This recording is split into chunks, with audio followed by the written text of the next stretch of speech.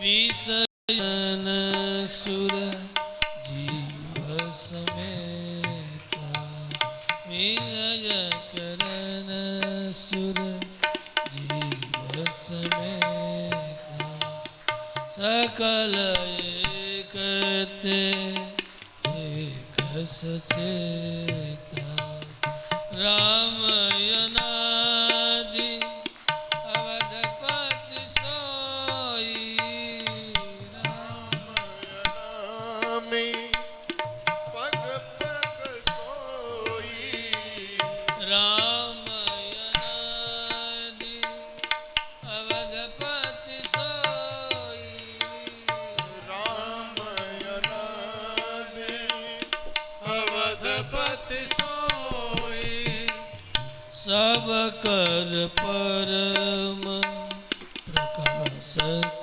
जोई सब कर परम प्रकाशक सोई सब कर परम प्रकाशक सोई सब कर परम प्रकाशक सोई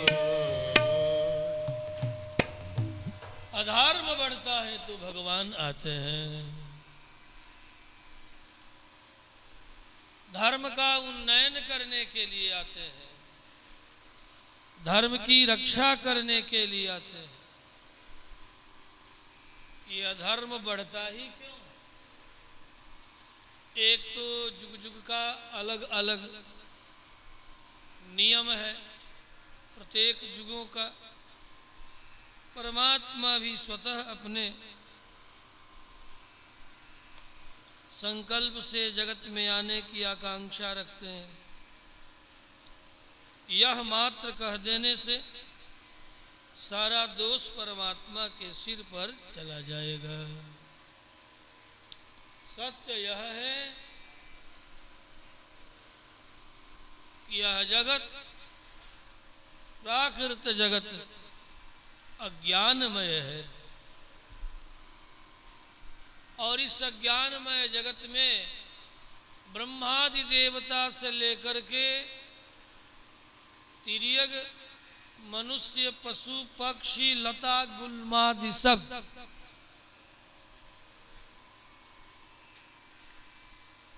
तमसावृता अज्ञान से सब के सब ढके हुए हैं। और यह अज्ञानता चाहे देवता हो ब्रह्मादि, चाहे सामान्य जीव हो, सब एक कार्य करने में बड़े दक्ष चतुर सचेत होते हैं। जितनी चेतना होती है एक कार्य करने में, काम करने में, खास करके विषयों के उपभोग करने में जैसी चेतना होती है, जितनी चैतन्यता होती है, यही चैतन्यता, विषयोपभोग की चैतन्यता जगत का सबसे बड़ा प्रमाद है और यही प्रमाद धर्म की हानि का कारण है। और इसमें कोई पीछे नहीं, कोई पीछे नहीं। यहाँ तक कि प्रजापति ब्रह्मा से लेके लता गुल्मादि तक अन्य देव मनुष्यों की बात ही क्या कर, ब्रह्मादि जैसे उन पर भी आरोप है। जब ऋषि महर्षियों ने सरस्वती के पीछे भागते हुए देखा, एक बड़ा सुंदर भाव है, सुन लीजिए, फिर नहीं आएगा कभी। आज तक कभी मेरे मुख से नहीं बोला, आ गया, लेकिन इतने वर्षों की कथा कहते। तो सरस्वती के पीछे पीछे भाग पड़े और देखते ही इनके जो ज्येष्ठ पुत्र आदि थे, ये बाप नालायक हो गया, ऐसी नालायकियत दे दिया ब्रह्मा को साप उसी समय ब्रह्मा का शरीर गिर गया। उसे मंदेहादि इत्यादि राक्षसों ने मार्ग में ही लूट करके प्रपेदीरे सब खा गए। भगवत संकल्प से पुनः द्वितीय ब्रह्मा पुलह वशिष्ठादि पुलह पुलस्त क्रतु भृगु वशिष्ठादि जिस ब्रह्मा के शरीर के मानस पुत्र हैं, उस शरीर से सरस्वती बाग अभूत वाणी उत्पन्न हुई, सरस्वती उत्पन्न हुई। और तब तक इनके ज्येष्ठ पुत्रों ने शाप दे दिया कि पिता की मति अधर्म की ओर जा रही है, इसलिए शाप दिया। उसमें वशिष्ठ भी हैं, ये पीछे नहीं। मरीचि से लेकर के अथर्वा तक सबने दोनों हाथ उठा करके हाय हाय। वैसे ही जैसे शंकराचार्य की मति जब एक रानी में रति के लिए आतुर हो गए, परकाय प्रवेश करके लौकिक की शिक्षा रतिक क्रीड़ा की शिक्षा प्राप्त करने के लिए, तो उनके शिष्यों ने देखा ये तो बड़ा लंबा समय गुजर रहा है, अब गुरुदेव को किसी तरह सन्मार्ग दिखा करके मोह रूपी मुदगर चलाया। तो मोह मुदगर चलाया, काश्मीर प्रांत के राजा के सिंहासन पर उसी शरीर में प्रवेश करके विराजमान थे। शिष्यों ने, गोविंदादि शिष्यों ने मोह मुदगर चलाया, पद्मपाद इत्यादि ने जब मोह मुदगर चलाया तो राजा के शरीर में विराजमान आचार्य शंकर को प्रबोध हुआ और झट उस शरीर को छोड़ करके रानी ने कुचक्र कर दिया कि कहीं तो ये अपने शरीर को छोड़ करके आए होंगे। ढूंढने के लिए सैनिकों को लगा दिया। तब तक शंकर महाभाग अपने इस परकाय शरीर को छोड़ करके अपने शरीर में चले आए, प्रबोध प्राप्त हुआ।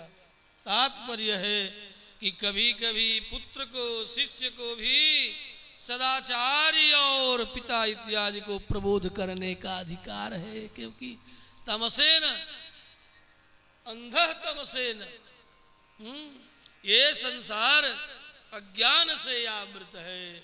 किसी की भी मति को कभी भी कहीं भी ये झटक लेगी।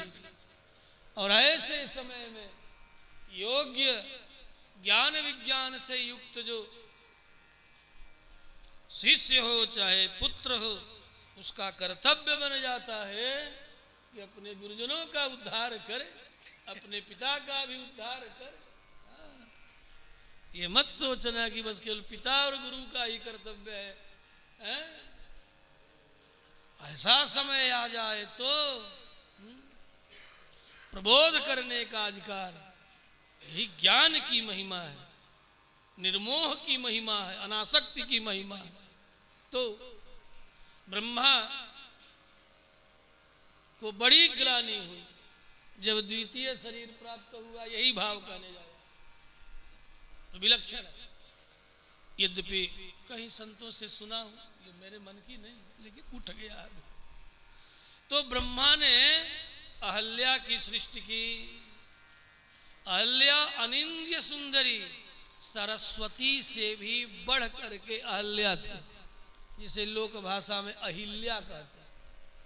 यद्यपि यह अहल्या है, ना हल्यम अहल्या, जिसको किसी ने अब तक, जिसमें किसी ने अब तक खेती नहीं किया, जिस खेत में अब तक खेती नहीं हुई, अहल्या है। ब्रह्मादि देवताओं ने, ब्रह्मा ने देखा ये तो अहल्या है,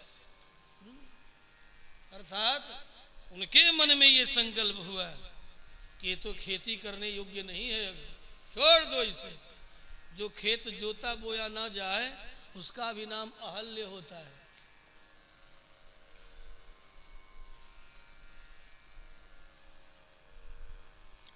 जहां की जमीन, उन क्षेत्रों का भी नाम, एक बार मैं हल्द्वानी गया था, इसकी व्याख्या किया था कि हलद हलद्वान क्यों है? अस्माद हलद्वान, इस कारण से यह हलद्वान बना।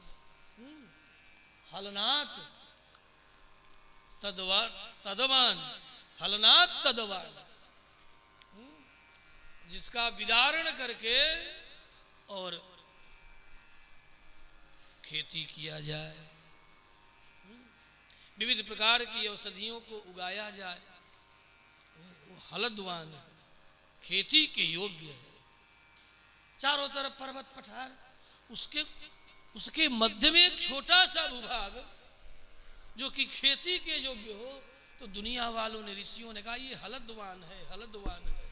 हलद्वान से हलद्वानी बन गया, अहल्य नहीं, खेती के योग्य। ब्रह्मा ने देखा तो कहा नहीं, ये तो अहल्य है। जैसे सरस्वती के पीछे पड़े बेटों ने साप दे दिया, दादा वो शरीर गिर गया। अब इधर जो है अपनी मति को नहीं लगाना है। इसलिए उस अनिंद्य मानस पुत्री अहल्या, उसको देख करके इनके मन में आया, नाम रख दिया अहल्या, अहल्या। तो क्या करूं, जो इस पर कोई खेती न करे तो रखवार तो चाहिए ना, खेती न हो तब भी खेत का रखवाल चाहिए, नहीं तो दूसरे उसमें बाढ़ लगा देंगे कि हमारा है, हमारा है, हमारा। ठीक है खेती नहीं करते हो मत करने दो, लेकिन खेतवा ही हमारा है, खेतवा ही हमारा है। भले परती रहे तुम कहते हो तो रखेंगे परती है, लेकिन खेतवा ही हमारा रहेगा। तो ब्रह्मा को इस बात का भय था। इतने में देवेंद्र ने देख लिया अहल्या को, और अहल्या को देख करके देवेंद्र के मन में मतिश्चक्रे,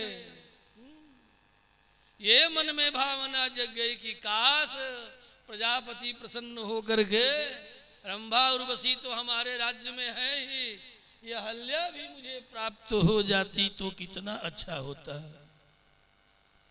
अत्यंत प्रिय थी अहल्या, ब्रह्मा की मति भी आकृष्ट थी, लेकिन सांप के भय से, यही भाव है, सांप के भय से बाबा ने जो है कहा कि तुमको तो नहीं देंगे, नालायक तुमको नहीं, राजा तो हो, लेकिन तुम देखते ही तुम्हारी मति बिगड़ गई, तुमको नहीं देंगे।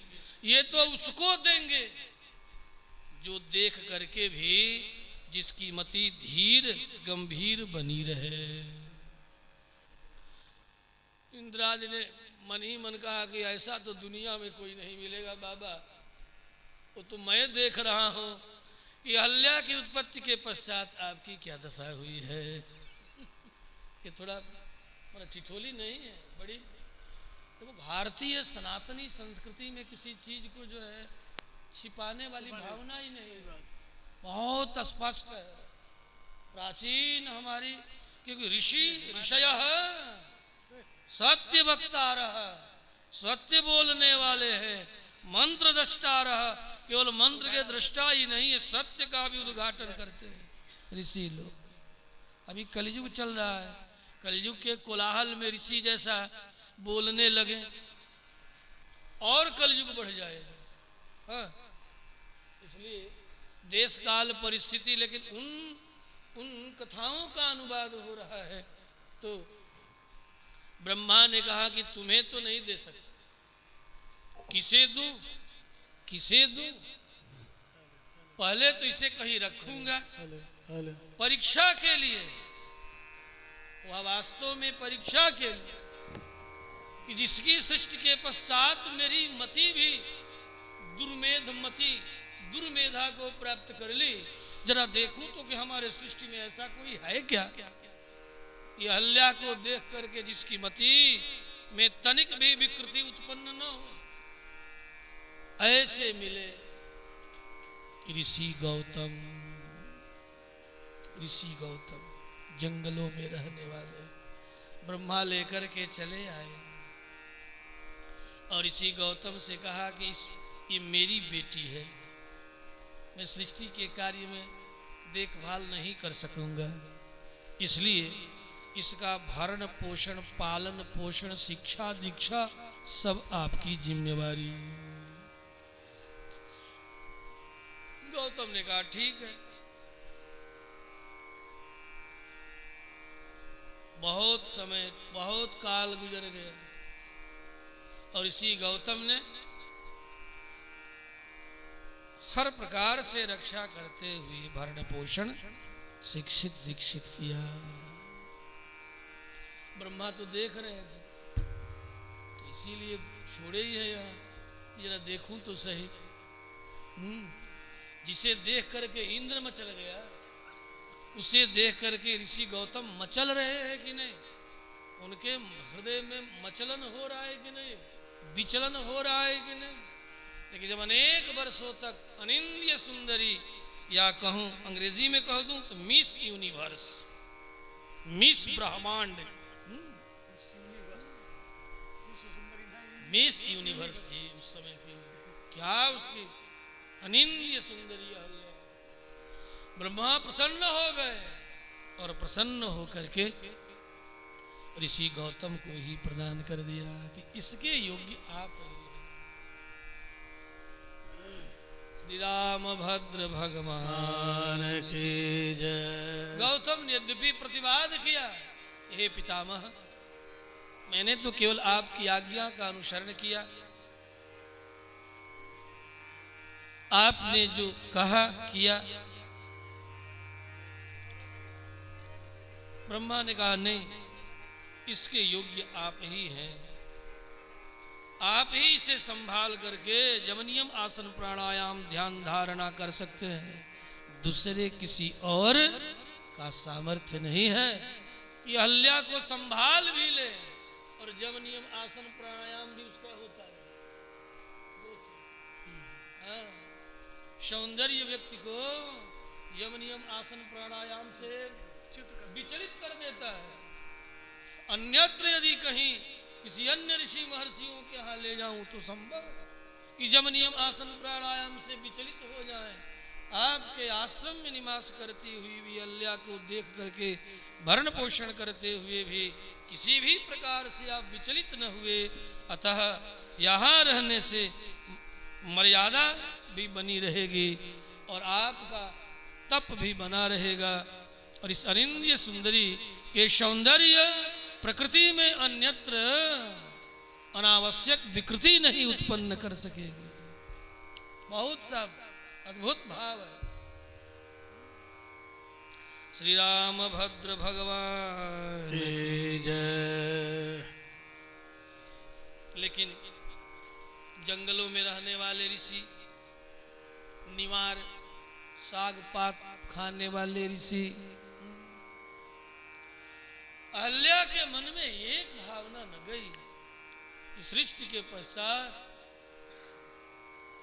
स्वर्ग का अधिपति देवेंद्र ने मुझे चाहा था। अच्छा, आप और हम स्त्री नहीं है न जाने, लेकिन जरा नजदीक से अनुभव करें, है ना? यदि कोई अनिंद्य सुंदर महापुरुष किसी लड़की को, किसी कन्या को चाहे, एक बार भी कामना कर दे, भले वो प्राप्त न हो, लेकिन उसके हृदय में गौरव होता है कि मुझे फलाने इच्छा व्यक्त किया गया था। गौरव, ये गौरव अहल्या के हृदय में थी, गौरवान्वित थी कि मुझे इंद्र ने कामना की थी, मांगा था। हाँ, ये गौरव की भावना थी। क्यों गौरव की भावना थी? ये ऋषि निवार खाने वाला, साग पात खाने वाला, नदी में नहाने वाला, बलकल धारण करने वाला, खुनार बिंद फटा, विवाह फटा है, अंग अंग में शरीर फटे हुए हैं, बाल इधर तितर बितर, है ना, नरंग है न रूप है कि नहीं? और कहा देवेंद्र स्वर्ग का अधिपति, और उसने कामना की थी हमारे पिता से, ये गौरव तो रहेगा। इस प्रकार का गौरव अहिल्या के हृदय में, ये गौरव कभी नहीं गया।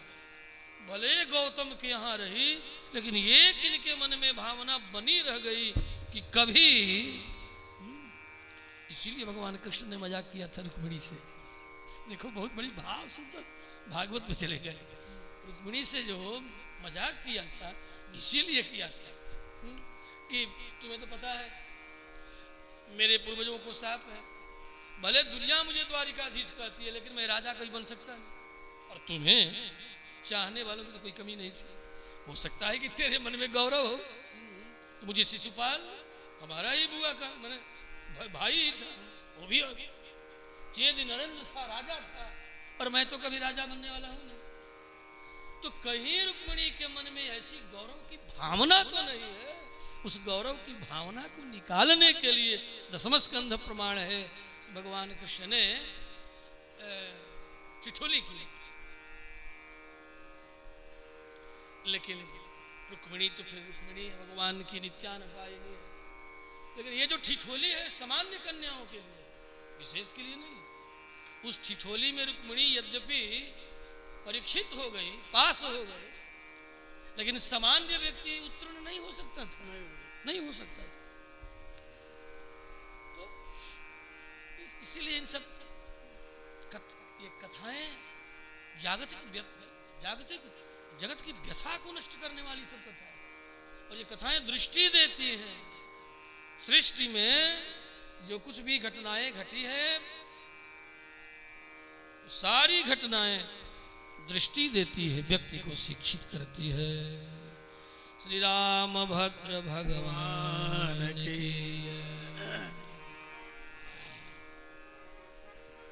अच्छा, अन्याय होगा एक बात और न कह दूं, ऐसा नहीं कि केवल कन्याओं के ही मन में ऐसी भावना हो। हर प्रकार से पुरुष कुरूप है, निर्धन है, आदि आदि है कि नहीं। और यदि कोई अनिंद्य सुंदरी कन्या के मन में उसके प्रति लालच उत्पन्न हो जाए तो वो भी जीवन भर गौरव करेगा। हमने शादी तो नहीं की, लेकिन फला की बेटी, फला की बेटी मुझे चाहती थी। दुनिया में बकेगा, दुनिया में वो नहीं समझेगा कि किसी और की प्रतिष्ठा जा रही है, बिगड़ रही है, बन रही है। दुनिया भर में प्रचार करेगा। इतने बड़े ज्येष्ठ श्रेष्ठ कुल की अनिंद्य सौंदर्यवती फला राजपुत्र या विप्रपुत्र या फला सौंदर्यवान व्यक्ति बड़ी कहता फिरेगा। वो नालायक ये नहीं जानता कि उससे ना हमारी मर्यादा है ना उसकी मर्यादा है, किसी की मर्यादा नहीं है। लेकिन मन के विज्ञान को भला कहाँ छिपा सकते? वो तो कहीं ना कहीं गांठ बना करके पड़ा रहेगा, और जब जब वो गांठ थोड़ा भी उस पर पानी पड़ेगा तो खुलेगा और खुलेगा, और जब खुलेगा तो न इतो भ्रष्टा ततो भी भ्रष्टा, अपने भी गिरेगा और दूसरे को भी सुनाम नहीं देगा, कुनाम ही प्रदान करेगा। श्री राम भद्र भगवान की जय। कथा सुनने के लिए बड़ा धैर्य चाहिए, क्योंकि कथा में दर परत सारी बातें खुल करके बाहर आती हैं। ये कोई ये यथार्थ बोध की कथा है। व्यासपीठ पर व्यासादि मुनियों, जब महर्षि वाल्मीकि नहीं छोड़े, इन्होंने जब नहीं छोड़ा, लिखने में पीछे नहीं रहे, तो हमें आपको कहने में पीछे रहना चाहिए क्या? महर्षि वाल्मीकि जैसे ऋषि ने मति चक्रे लिखते हैं।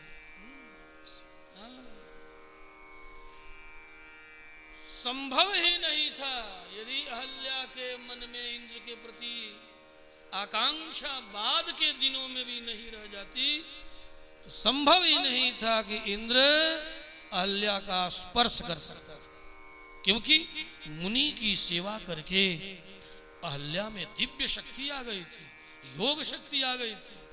योग शक्ति का ही परिणाम कि अंजना जैसी पुत्री उत्पन्न हुई, जो आगे चल करके मनोजवम मारुत तुल्य वेगम, कोई सामान्य नहीं, गौतम के पौत्र हैं हनुमंतलाल, अंजना के पुत्र हैं हनुमंतलाल, और गौतम इनके खास अपने नाना लगते हैं।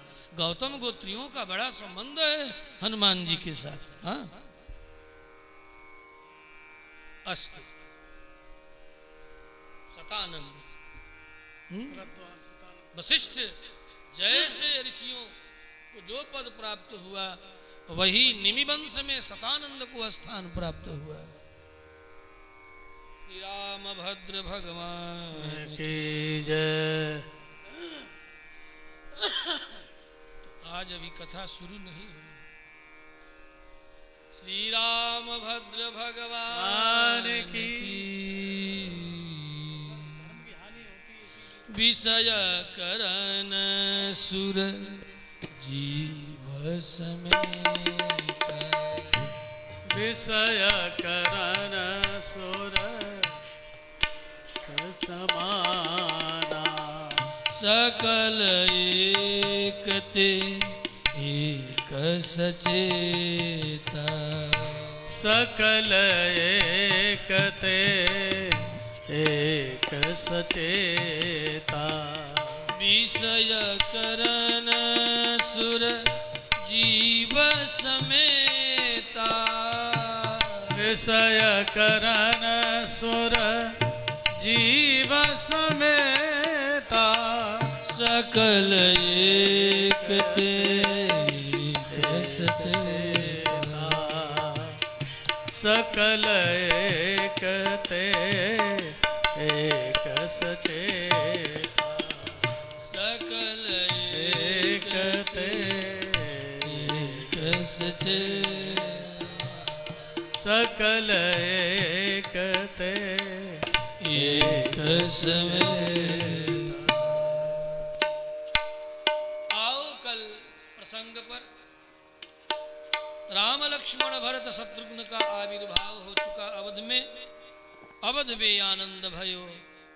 जय रघुबर लाल की चारों तरफ से डिम डिम दंद विनाद। सबका मन आनंद में भरा हुआ है। महर्षि वशिष्ठ जब सुनते हैं तो अविरल अश्रुधारा महर्षि वशिष्ठ के आंखों से झरझर। कुछ देर तक तो सविकल्प समाधि में चले गए बाबा वशिष्ठ। जिस दिन की प्रतीक्षा मैं कर रहा था वो दिन आ ही गए। परब्रह्म पुरुषोत्तम नन्हा शिशु बनकर के देवी कौशल्या के कक्ष में किलकारी